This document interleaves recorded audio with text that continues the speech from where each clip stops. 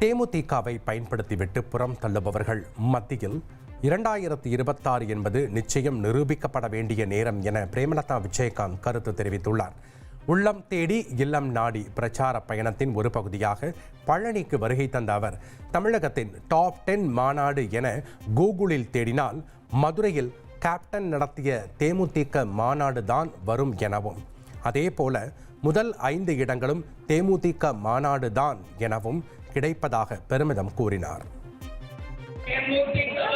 பயன்படுத்திக்கிட்டு நம்மை புறந்தள்ளுபவர்கள் மத்தியில் தேமுதிக யார் என்பதை 2026 நிச்சயம் நிரூபிக்க வேண்டும் என்பதை உங்களிடையே நான் சொல்கிறேன்.